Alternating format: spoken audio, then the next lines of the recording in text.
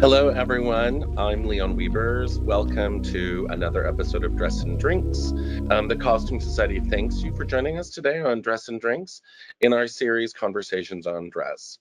And should you have general questions about CSA's digital content, please contact Conversations on Dress at costumesocietyamerica.com. Very excited today to welcome to Dress and Drinks Carol Wood and Marcos Ambriz from the Utah Opera. It's very exciting. I think this is our first theater or opera company that we will have a conversation with. So, Carol, it is a pleasure to welcome you as well, Marcos. Thank you for joining us. Utah Opera's costume collection, has been growing since 1978 and includes traditional operatic canon from the 18th and 19th centuries to earlier eras and contemporary productions. Carol offers a unique perspective on how costume design for classic opera has evolved over the decades. For example, how designs changed once performances began to be recorded. Carol has a rich background in design and opera and will share insights into the collection and their most interesting pieces and how it continues to grow.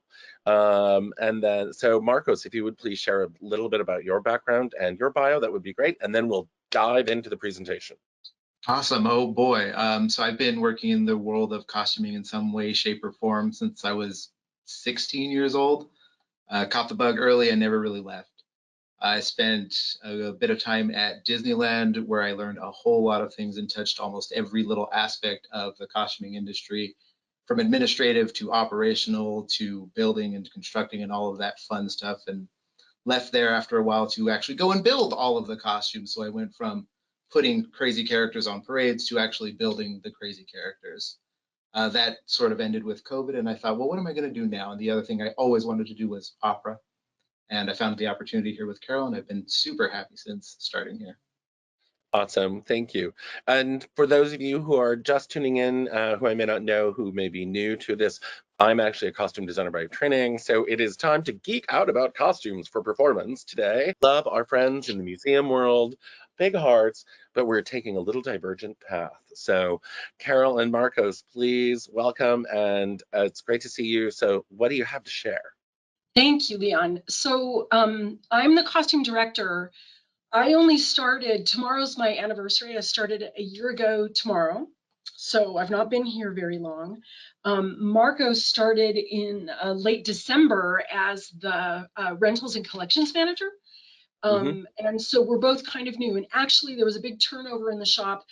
We have 10 employees in the shop, and there's only one person who's been here longer than me, and he's been here, I think, 28 years. That's our tailor. We had to add everybody new this year. So that offers a really interesting, unique perspective to a collection because we don't know what's there. And it's enormous. It's a really huge collection. What's what's unique about our collection or Utah Opera costumes is that we only really have 4 main stage shows a year, which in the big world of opera is not very many. Our shows don't overlap, they abut, so we have more time to work on them. But what we do is we have a huge rental business to all the other theaters who don't have the time or the funds to complete these rental packages. That's fantastic.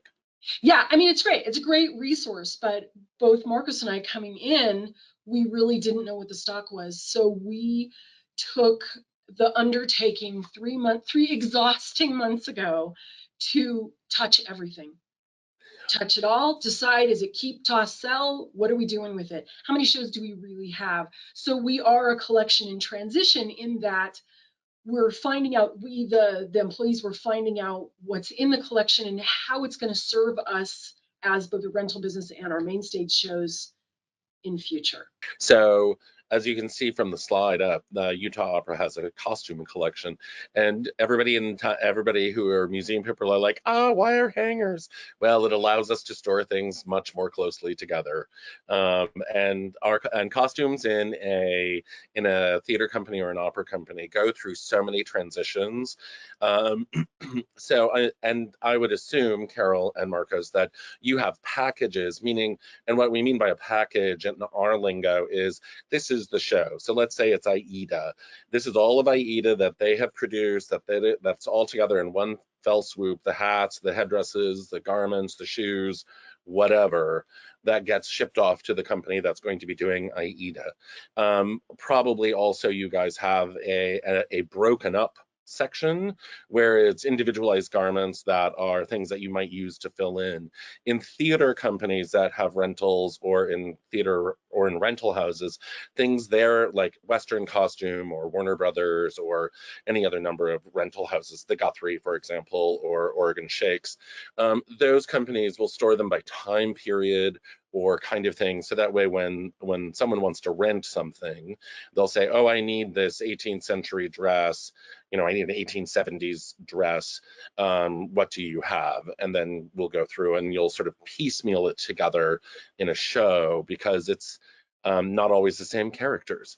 So, and performance costumes go often through, they are built in a very different way than couture or fashion, because they're built to last and to withstand and to live for a long time in some cases, especially in a place like a rental business. So there's a lot of things that we do on the inside of these garments that make them, how should we say, more durable, because they go through a lot of wear and tear.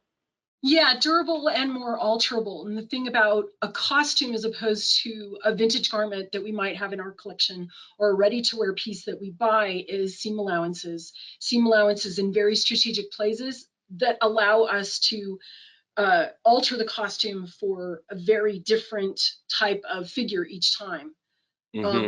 That may have more what I call guts in a garment that you might not have in a ready-to-wear garment that you buy, today off the rack, because you don't need that much structure. But these costumes get beat hard.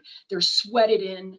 They roll around the ground. They're under the lights. They're worn for hours and hours on end in this environment. And so it's really necessary that the things that we build for our collection or collect into the collection can withstand that for multiple shows. And in the making of them, we draw upon couture and other fashion lines and other style lines, but we often fake those or do a trick of the eye. It doesn't mean that they don't exist in that garment, but there may be other ways in which we've gotten around it in order to fit the person and adhere to the needs that we have, especially in the world of opera, which is becoming more frequent in theater, but co-productions, which is something I'm sure we'll talk about as we get through this. I just want to lay a little bit of lingo down for people.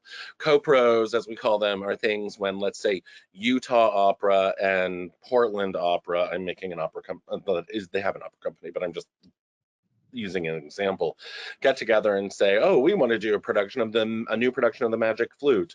And sometimes it's a triple co-pro because it's just so expensive to do these things these days. And so the three companies will come together, fund the construction of it, and whomever is the lead company gets it first, and then it moves to the other one, and then it moves to the other one. And oftentimes, but not always, the cast will move with it, or members of the cast. So that's why we have very wide seam allowances often in opera and theater. So sometimes upwards of a half to 3/4 of an inch. 2 to 10. 2 to 10. Oh, woo, you're even bigger. Yeah, the garments that are in our collection, they have to pay rent. They basically have to justify taking up the space that we have. And here's where I'll get into this, Leon, if I may. As Leon said, we were founded in 1978. Susan Allred was the costume designer from almost the beginning, from the third show. She started designing costumes for us. The first show was La Boheme, which she didn't do, but 99%. 99%. Yeah, of what we've got in the collection, Susan's brainchild. So she designed most of what we've got. That's why I've got a picture of her here with some of her costumes in our shop. You can see the fabric behind. We merged with the Utah Symphony. We had previously been a budget tier 3 opera house because we only do 4 shows a year, but by joining together finances with the symphony, that helps our finances and kicked us up into tier 2, which opens up different doors in terms of who comes and sings with us. If you're a tier 1, San Francisco Opera, LA Opera, the Met, those places, if you're that kind of a singer, you're not necessarily going to sing in a tier 3. But as soon as we were tier 2, we got different singers, we got different designers and directors. So that opened up a great amount of business for us and opportunity. As Leon said, we do traditional opera mostly, but we have a Hamlet. We have, which I didn't know was an opera. We have, what's another one that's Othello, Hamlet, Romeo and Juliet, yeah. Pirates of Penzance as an opera, which I was not aware was a thing. Yeah, not just a musical, but an Yeah. opera. And we've been in this location, which you'll see more pictures of, since 1996. And the costume shop itself is outstanding. I've never worked in as much square footage as we've got, which is a real luxury to have. The costume collection area is also large, but it's really very much like a warehouse. So here's a view. Can you see it? Yeah. Here's a view of part of the racks. I'm not going to show you everything because it's a right mess right now, since we've been pulling out everything out of boxes and taking things off of hangers and examining it. For the cull and the reorg that we're doing, we want to identify what's going to serve us long term. It's nice to have historical garments, some of which we'll keep, but we don't have the climate control and the bug control, as we were talking about today, that a museum space would have, at least yet. So we'll have to examine after this 4-month process what it is we're exactly going to keep, and we're going to have a big sale in case you're in Salt Lake in September. We thought we had 82 shows. We have come to the conclusion that we actually really only have 46 shows. And that means, just like Leon was mentioning, an Aida, which is an opera, a Marriage of Figaro, a Madame Butterfly, as a complete thing. We have about 46 of those. We also have a good deal of general stock. Yep. That we can pull together shows. So that's also a possibility. We're going down probably from about 40,000 pieces. And by pieces, I mean, is it a skirt? Is it a scarf? Is it a cloak? Down to about 30,000. We're trying to do a deep dig, looking at how often has it even been used? Is it useful for us to keep in our collection? And just as an example, one of those categories is shoes. You got to have a lot of shoes because a bodice I can alter, shoe I can't really alter as well. So we're trying to off some of the shoes that aren't serving us, that are a mess. They don't last that long. Mm-hmm. One of the things that's really unique to opera is the chorus. And so very frequently in opera, gentle viewer, the chorus is the same because they're local residents, local artists who have great voices, and have musical things. So they tend to be really stabilized in that way. So often, and I assume this is the case, which is where I'm leading my question to, is opera companies will say, this is like, if Marcos was in the chorus, this is Marcos's box, and here are 5 pairs of shoes that sort of span period that play with him, and Yeah. this season's set of undergarments and this season's set of whatever. So it just kind of lives with the performer as it comes out. So that, I'm curious if that is something that you guys have carried on doing. We're gonna get there. We're not there yet. We have found, we're at 3 months and we've touched pretty much everything, but we have found, oh, well, I didn't know we had that box of that same thing that I have way over there. So we're consolidating and organizing the shoe storage in particular. That's something that we might more easily be able to use year over year for the same choristers that we have. Garments, the body changes a lot. I mean, Yeah, exactly. even if you're not gaining or losing weight, muscle mass shifts over time. And so that's less of a thing that gets shared year over year. I'm not shared year over year. Shoes in particular are one thing Yeah, exactly. Shoes are always, for those of us, for those who are, for those outside of our world, shoes are always the bane of our existence, because you need to make sure that the performer is comfortable in them, can do what they need to do in them. The heel isn't too high, and if you have dancers in the opera, because oftentimes there's a ballet, then there's a whole other series of things. Opera is one of those performing arts that utilizes things from all different areas. It's really a truly interdisciplinary form. Yeah, that's absolutely true. Which means you have to have a lot of space to house those categories of things. Thank you for the segue. Before our call, we had two hanging rails. You can see some employees standing behind some of the rails. We have flat storage and we also have hanging storage. We had two rails, that's it, available for a new show. So I can't go to the administration and say, sure, we can build all four of those shows next year. We wouldn't have a place to put it. Now Right. we will after the call because we've decided what's not serving us, and we will have quite a bit of space to keep that after. This is a perennial question in any costume storage, and even in the museum land. This is where we overlap. So, in the museum world, when we deaccession things, it's like, how many petticoats from the mid-19th century do we actually need? Or how many, the bane of every museum's existence, wedding dresses, how many wedding dresses do we actually need to have? And there's a whole deaccession process, which is complicated in the museum world. Thankfully, in the costume world, when it's sort of like, okay, if you can name 3 shows this will be in, we're gonna keep it, and unless it's part of the set or if it's falling apart, and now we're going to have a sale. Bye-bye. And that's on a good day if you can actually sell it, because a lot of these things, we get pennies for it. You're not going to make any money on a sale, No. really, in terms of the amount of labor that you have to put into it and the time and the space that you have to dedicate it to it. And I have heard more times than I'd like to say about shows that strike, which means they finish the show the last day, no place to store it, nobody wants to rent it, and it goes in the garbage. And it just hurts my heart. But yeah, so we're going to try our best with our sale and see how far we get. Yeah, well, spread the word. If you have things, if you have, announcements and whatnot, have my email. Share it out, and we will spread it out. And we can also make announcements to other places because, it's once you have a really great costume built, especially if they're period or if they're complicated things, they're, easier to alter than it is to build.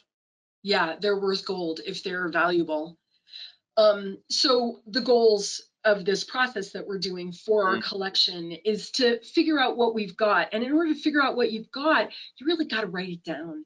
And like is rare in most theater situations, there's just not enough labor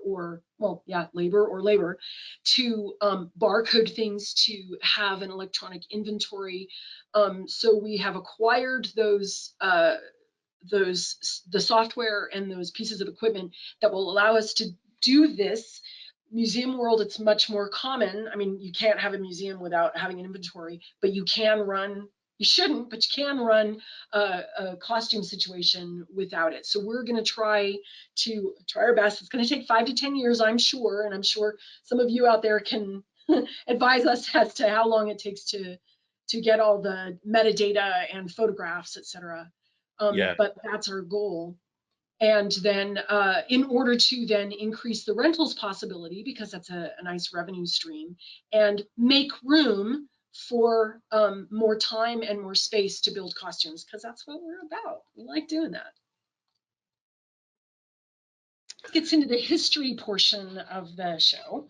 Pagliacci, this costume on the left-hand side, the shirt, that was worn by the founder of Utah Opera, Glade Peterson, I think in 1981. The picture on the left with that artist, that's not Glade Peterson, but I wanted you to see what the full costume looks like. This is the oldest piece in the collection, this shirt that we have. It's a classic Pagliacci too. Yeah. Turandot is an enormous show. I wanted to show this piece, first of all, because it's one of the older pieces that we still have. I'm not sure, do we have the robe? We do have the robe. We still have the robe. We actually Okay. have this whole costume still, which is The pretty whole awesome. Look, yeah. But I wanted to show this because in that first slide that had a picture of Susan Allred, our main designer, not only did she design this, she built this. She built the headdress and the collar.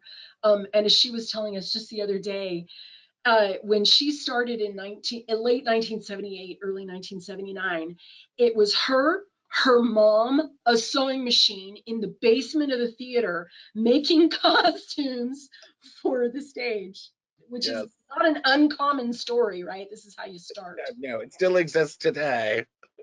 Another old costume. This is really, so now we're getting into an interesting evolution of style in costume, which you see, of course, in fashion, historical fashion. You see how fashions change. Well, there is also fashion or a taste for each era. And this is so 90s, the hair, oh my goodness. The costume itself is really pretty, but it is very, very stylized for the time. That's just sort of a nice little cherry piece we still have. And then here's a nice comparison. In 1987, these are all designed by Susan Allred. We have the image on the left, this enormous headdress, which Susan just told us the artist kept bumping into the set every time she came off the set. Susan also built that whole dress. That's right. That's also what Susan built. Yeah. That's that dress on the right. Which we still have. Which we still have. Oh, wow. Yeah. We photographed this week. The one in the middle, 1993, and then the one on the far right, 2006. Same designer, but just very different of an era, of the era in which it was designed. It's designed for something historical fantasy, but definitely the taste of it has changed. Oh, totally. I mean, like a great example of that in the most recent one, you really can start reading sort of steampunk influence in that, which is very on trend in that time period. And exactly. It's funny to think that 2006 is a time period now. Right? Yeah, well, do the math. This one, I thought it would be nice to see the close-up, all that hand beading. That's not trim that was just slapped on, that's hand beading. And it doesn't really read in the photograph. Photographs like this, you can kind of think, okay, well, that's what the back row is going to see, is from that distance. That's the amount of detail, but close-up, really, really detailed pieces. Here's another example of historical change. Would you like to talk about this one? Kind of, yeah. So historical change in the sense that we have a original designed, or not the original design, but the 1995 production of Salome, which was a more true to historical costuming and that sort of world. And then the updated 2013, which is definitely more stylized, more modern, more what I want to call high fashion, because the whole show is very, very stylized. We'll see in the next slide how far that goes. There's still a lot of the same design elements from the 95 costume in the 2013 with the ruching and the draping, but our gal Herodias in the next slide, complete departure. We go completely away from anything that was in the 95, which I think is awesome. And it's a different designer. So Susan Allred in the 90s was in that world, kind of keeping with the Othello that we showed earlier, but our other designer, Vita, had a completely different concept, which I think is really cool to show that we have different eras, not only of the design, but of fashion being represented in the design. Mm-hmm. And the influences of fashion. Well, in the very first one that you showed, I was like, oh, that has a very Fortuny vibe to it. So depending on where they're drawing from and what it is. I mean, one of the other things I'm going to interject here that we do in the theater world, especially in the opera world, because of co-pros and things, is we keep Bibles, what we call them, which is our production books of everything. Because where did we buy the fabric? When did this happen? How much did we, et cetera, et cetera. Was it dyed? Was it hand painted? All these sorts of things. Because if it's remounted somewhere, or if when it is in that co-pro, the cast has changed and for whatever reason we need to rebuild something, it's so much easier for us to be like, oh, boop, boop, boop, boop, boop, fabric store in whatever place. We purchased this a couple years ago. Do you still have it? Can you send it to us? And many times it's true. So it's a way to sort of ease that.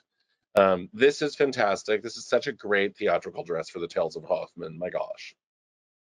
She's gorgeous. This one, we actually don't have the rest of this package for whatever reason. It has disappeared or somehow disseminated itself over the years. We don't have the rest of the show. The rest of the show. Yeah. We have this dress, and will we use it for anything else? We're not entirely sure.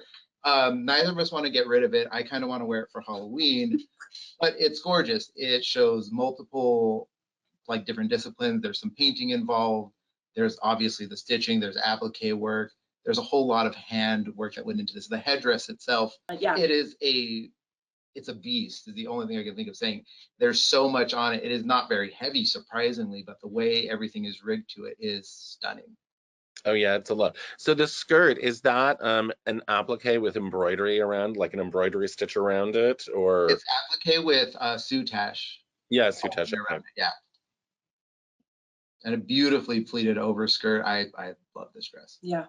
Here I have two examples of what the inside of a costume looks like. I thought if, museum people, if you're strictly museum, you might not understand what the inside of a theatrical costume looks like. The seam allowance here. So Traviata. Traviata is a show that goes out at least once a year. We put it on our, it is the opera that you see everywhere. So it gets beat up a lot. I mean, it gets a lot of the wear and tear. And not all shops that we send things to treat things well. I would like you to speak to this. Don't say. No. So we had, it was, of course, Traviata, a rental this past season that we sent out with some pre-alterations done, and then we received it back. There were things. I had red bodices stitched in black thread, black bodices stitched in red thread. There were uneven alterations. So I had a back panel that was, 2 inches wide on one side, but 4 on the other. So how does that work, and how did you get that on a person? But that's all something that we have to consider as a rentals business. Is we need to send these things out, and we need to anticipate some damage and some poor alterations, and then we have to figure out how we're going to recover from that. So part of our building going forward for any new productions we do, I'm going to try and interject some of my theme park production minded costuming into how we build the thing, so that way that can last a really long time. You're tapping into something that's really, really so inherent in theater and the performing arts in terms of how things are made. So for example, what I'm loving here in the picture of the open bodice is, the binding that goes around the arm's eye is actually contiguous. The binding is put onto the piece before the shoulders are sewn up. So that way, if we have to let the shoulders down or do an alteration up here, or even at the side seam, then the binding stays contiguous and you don't have to worry about it. It's a very theatrical trick that we do. Same with finishing seams on the inside. If we just overlock them in some ways, sometimes that's great, but sometimes we do what we call Hong Kong seams, where we bind the seams off in a way so that way they're stable, they're more stable, and they're more durable, especially in longer term things. But yeah, and it looks like you have some elastic loops or a button elastic in there to help keep that skirt wherever it needs to be. Yeah, the reason why I'm showing this one, I have an example of a more recent build on the inside that doesn't show all that puckering that's going on. It's just a bad alteration. They were trying to make do with the piece that they received, so I get that, but they removed all the boning. We have boning channels, but no boning in it. Yeah, some of the buttonhole loops are there. The buttonhole elastics loop 2 buttons on the waistband of the skirt so that when she says hooray, she doesn't show her belly button. So that it looks more like a gown rather than a bodice and skirt. What you can see here is that the purple is from the outside of the garment. It's a 2-layer garment with the pretty fabric or the fashion fabric on the outside, and a more stable weave, a tight weave, not necessarily a stiff fabric, but something that will withstand all the abrasion on the inside of a body. That's the light part. So there were good intentions when it was originally built in 1998. We know better now. We know better how to construct things so that, as Marcos was saying, we can let it out, take it back in, more like a theme park situation where it's going to be worn by a whole lot of people. Here's the other example from 2008. So we've got a lot more seams, which means a lot more locations to tweak, to finesse the fit on somebody's body. Not every, I call this one size fits nobody, right? So you've got what we might call a size 6. A size 6 is not a size 6. You have a different waist than the next person that wears a size 6. So in a costume that's tight fitting like this, we want to be able to account for a larger bust and a smaller back, or those kinds of accommodations. And the alterations, the bones are still here. We see the same kind of thread. Nothing is crazy. We see the buttonhole elastics at the waist to attach to the skirt. It's all intact. It's also newer, so it hasn't had an opportunity to go under too many hands yet. Yeah, I think also too, the research that, here we are at Costume Society. I think the research that we've done in historic dress and reproduction over time, since the 80s, has evolved quite a bit. Thinking of the number of things. So like, oh, let's, everything, I think everything like in the 70s and the 80s, and I was born around that time. So I'm just gonna say had a very oldie-timey vibe to it. No period in particular, but sometime in the past. Yeah, and so thank you again for the segue. Madame Butterfly as a historical piece. Traditionally, Madame Butterfly is set in the late-ish 19th century. Yeah. With the Western wear, this particular design from Alice Bristow, these are hand-painted kimonos.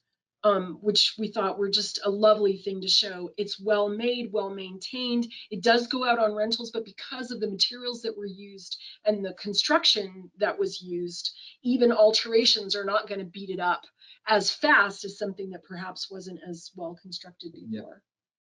This is fun. This is Daughter of the Regiment. Did you want to talk about this? Oh, go ahead. Okay. You know this more than I do. So Daughter of the Regiment was on our stage in January of 2023. So we built it in 2022.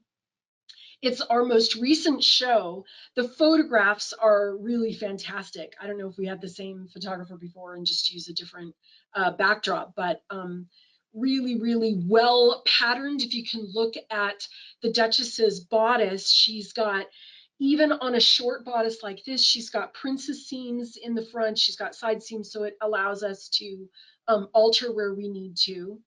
And sort of pattern matching, sort of. And then a lot of uniforms for Daughter of the Regiment. So these are lot of uniforms. Yes. Really fun uniforms. We have between 5 and 6 different military regiments in our collection, either belonging to a show or a show that we no longer offer, where we kept the soldiers aside because we can use soldiers anywhere. Yeah. Soldiers are always the hardest. Uniforms are always the hardest. Yeah, we got soldiers, we got uniforms, we got nuns and priests too. 4 days. There's always it's nuns and priests. There's always a nun in a show somewhere. Like, how many nuns? Like, name a show without a nun. 18th and 19th century. I mean, right? There you go. That's your traditional opera. Not traditional opera is The Little Prince, which we had on our stage just this last January. What's fun about this show is to show the rose. This was designed by Jacob Clymer. It has an understructure to it, like your panniers. It's built very much like panniers on the side to give her that bud look in the skirt. It's always sort of sad that we don't get to see that structure in the costume. We know it's there. Those of us who know that it's there, and we appreciate that beauty. Yeah. And we'll show it off whenever we can. Yeah. 2 other costumes from the show. the vain man in a very showy bright suit, and then the king. What's sad about the king is the king comes in on a swing way above everybody's head, and you never even really see his costume. So I'm happy to show his costume off here. You see the full thing. He's not sitting on a swing. That's actually sort of a hilarious king costume, I have to say. Yeah, he's pretty over the top. And actually, those shoes. So this artist was almost the same size as, so these photographs are from the first time in 2019 when we did it this past January. Those shoes are a size 14. We had to buy a size 15 for the person who, this person was just, the artist was really tall. Fabulous shoes. Here's our mystery Tudor gown. Nobody in the company that I've asked this week knows when this went on our stage. We've not done a Maria Stuart show, an opera, but it's kind of a mystery. We only have the bodice and this overskirt. We don't have any of the understructure or the underskirt or a headpiece. Can't find it in any photographs, which is a mystery. So not really sure, but it's hand beaded, all those white beads. What's interesting about this one, I think, is when I think about, as you mentioned earlier, Leon, the difference between what we put on our stage now, which is meant for cameras and screen viewing, so you get a much closer, up close look. 20 years ago, 30 years ago, you only ever saw these maybe in photographs from far, or then from afar on the stage. So big, bold beading and that kind of applique work really read well from the stage. That's why everybody brings opera glasses to the opera, because you can like see, you can look for, I mean, at the Met, you have a little camera, you have a little screen in the back of the seat. I mean, at least it did the last time I was there. But now with live streaming and HD, like it really has transformed not just film and the news and television, but it's transformed the stage, because you're really thinking about it, like performers, especially things from like the RSC or the Met, which do all these live streaming things, and any number of other companies these days, like the cameras are there and they're really picking up on it. So it's a delicate balance between finesse and scale, in order to read on the stage as well as play on the screen. And Leon, as you were saying earlier, we have a bunch of little tricks and methods we can use in costuming to fake the look of a seam or fake the look of a style line or something, and we no longer have that option with the cameras that we're using because everything is so up close. I enjoy watching TV and I look at props and I can see that they're 3D printed because I can see the striations of the lines of how that has gone. 10 years ago that wouldn't have been seen. The cameras weren't that good, but they are now. So this is something we also have to think about is, if somebody's in the back row with a very high powered camera, what exactly are they going to see and what do we have to continue to try and hide? Yeah, exactly. Oh, something I didn't realize was an opera. My opera background is from San Francisco Opera, where generally the big opera operas in the repertoire get played. Hansel and Gretel is a smaller opera that Utah Opera has put on its stage many times, and it's gone out a lot on rentals. We've got here our 2011 version. We actually had three or four versions of the show. We had to land on, okay, what are we going to keep? What's going to keep going on stage? This is the Susan Alred design with Gretel the Witch and the Sandman, and then a couple of the animals. This is interesting because, as you were talking at the very beginning, Leon, about dancers. So we not only have a children's chorus of sort of peasant children in this show, we also have a chorus of children, small children who appear as angels, and older children, teens, who come on as animals. And these costumes are really pretty spectacular. They move really well. They have lots of range of motion so that they can do the things on stage despite having these enormous headpieces. Yeah, I was going to say those headpieces and even the mask of the Sandman was really fantastic. Those are really great kind of mythological things that are going on. Masks on singers are always a challenge of of making them look like they're supposed to look, but also satisfying the needs of the singer. Right, the needs of the singer and the needs of the production. What do you need the person to do? Is it in the script that they're supposed to crawl under a something? We had a show, it was Little Prince, where we had one artist who had to, because of the way the set was designed, in order to get to the place where she was sitting on a swing that was going to rise from the earth, from under the earth, she had to crawl the length of, I think, 2 rooms under the stage with a 20-30 foot train that we had to roll up and rig so that right when she got on the swing to go up, it would unfurl gracefully. You know, sometimes some of the things that are required of the artist really change how the costume has to be constructed. Always. We've got this show we're going to be doing in January. Actually, 2024 is when we'll be building it, but it'll be January 25. The director would like a slight change to how the witch is portrayed. You may have heard of pant roles. So in Figaro, for example, because of the level of voice that's required for one of the parts, a female identifying individual needs to be cast into a male role because the singing is so high.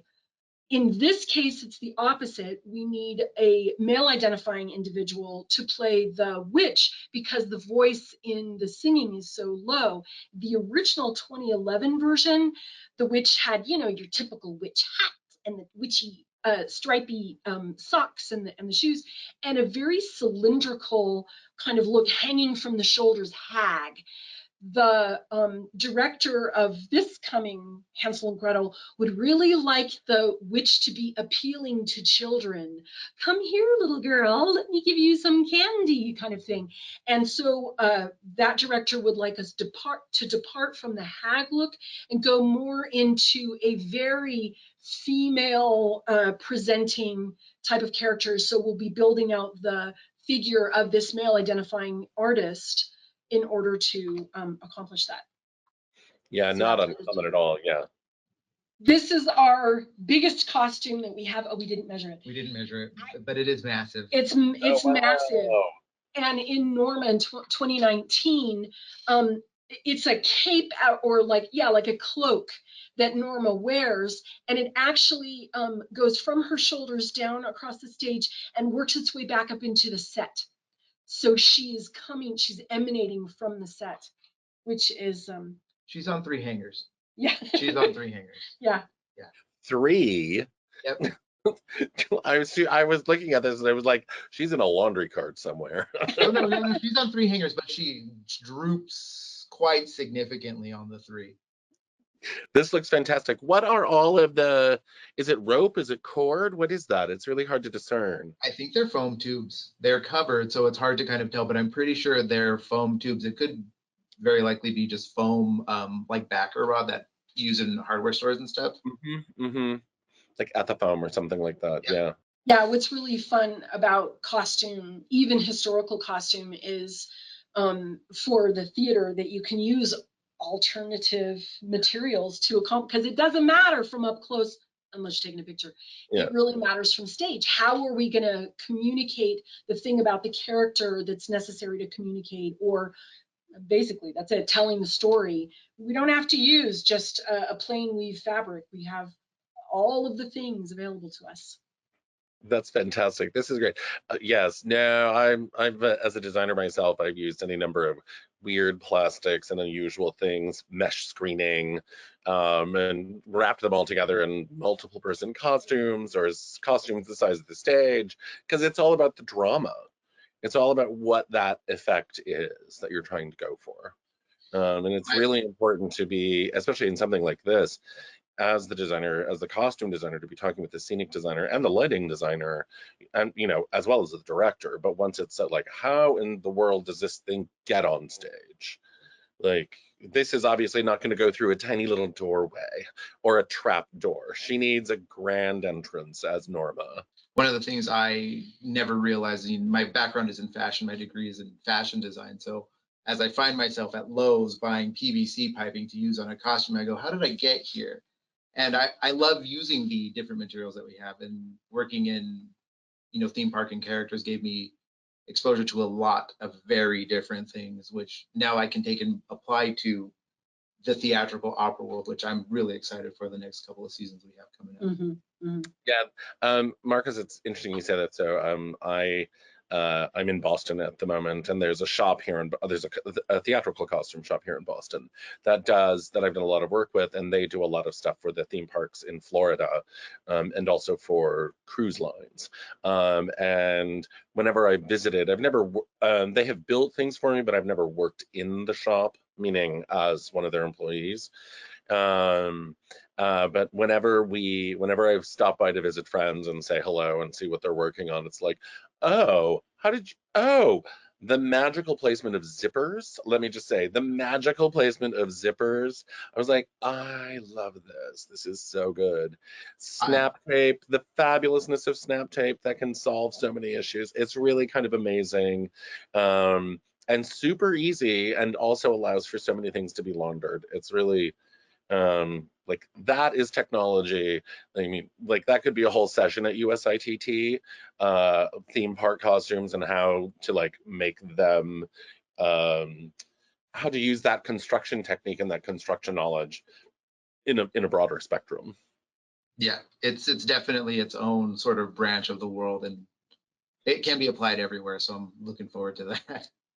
Awesome. Years ago, it's interesting with the world of opera because sort of some opera companies are much more on the avant-garde side of exploring what the art form is.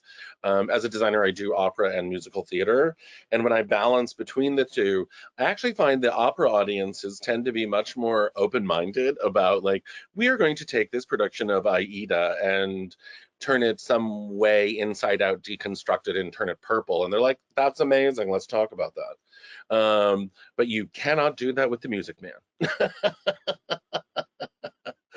Like, or Gypsy. They're like, what? How dare you? Yeah, I don't know how your ticket sales would fare with that. No. I mean, because San Francisco Opera, for example, and LA Opera now are really known in the country for being very forward-thinking companies. When I'm forgetting Pamela, I'm forgetting her last name. She was the artistic director of the San Francisco, or the artistic director of the San Francisco Opera, and she came from Stuttgart and did a lot of very forward-thinking things.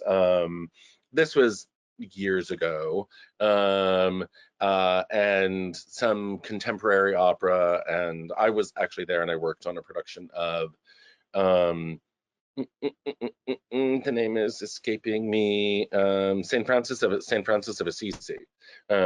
So where we had all these blue things, it was really kind of fascinating. And LA Opera has just remounted and recreated the David Hockney Turandot that which is beautiful, but very much of that artist's body of work. So if you are familiar with David Hockney's work, this looks exactly like some of his, like you'll be like, oh, that's David Hockney. So it's really interesting in that way. In terms of being avant-garde, I mean, San Francisco, LA, New York, those are audiences and donor bases that will support pushing the traditional envelope into something new, into something innovative, into something we haven't seen before. So it just depends on your region, Yeah. and how much you can, I don't want to say get away with, but how much you can push that envelope in. It's opera. It's an old type of entertainment. Yeah, no, and that's true, but they also balance it out with other very traditional things when they do it. I'm a more avant-garde leaning kind of person, but I do love all the old traditional stuff. So we have a few other things. We have a question from Grayson. What's been the most difficult issue when preserving these historic costumes, and how do you intend to improve upon the current process? Our storage facility. Oh, God, where do we start? Like the gentleman who was spraying for bugs in the shop and inadvertently sprayed costumes. I'm like, hello, can we please not spray the fabric? We're in a warehouse situation with three. It's like a two-story.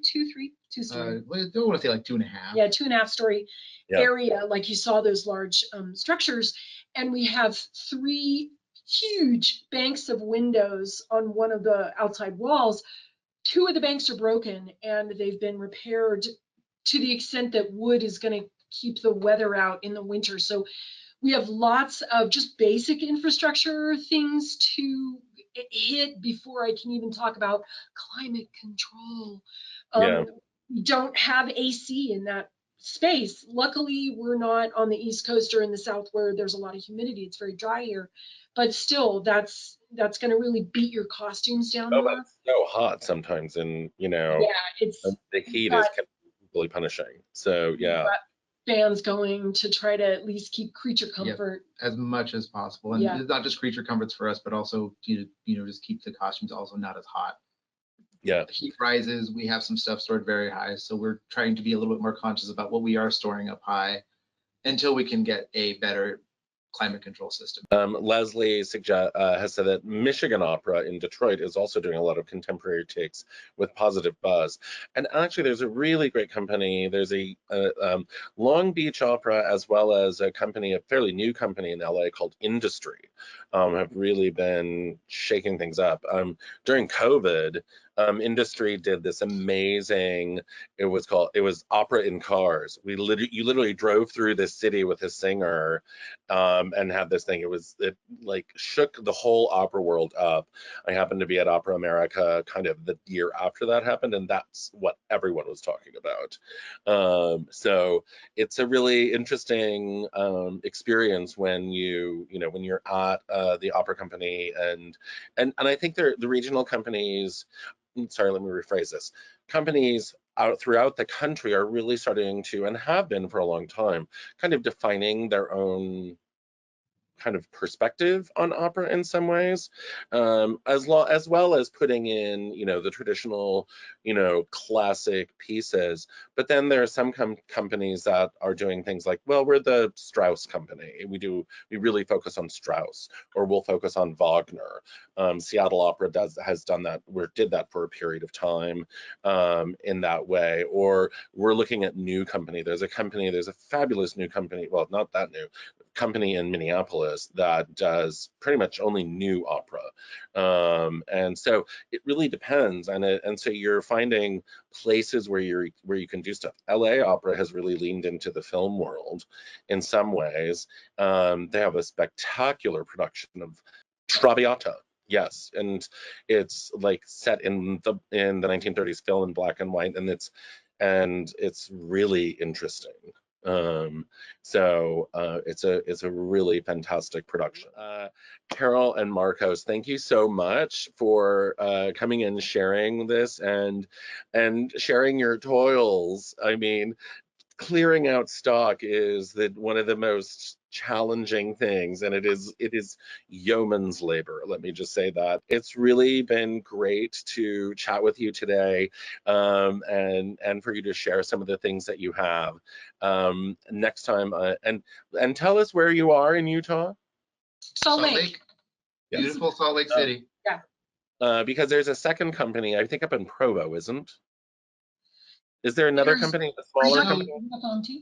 There's UFOMT up in Logan. There's Utah Festival Opera Musical Theater. But there is I believe there's an opera program at UVU, the Utah Valley University. Yeah. I was thinking of the one in Logan. That's the one I was thinking of.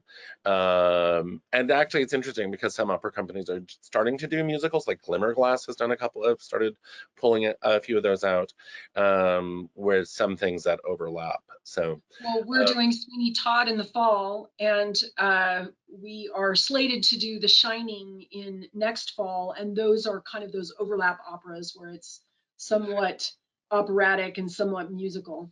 Again, thank you very much, Carol and Marcos. Great to meet you. Please follow the Costume Society of America on Facebook and Instagram to hear about all of our upcoming episodes of Conversations on Dress.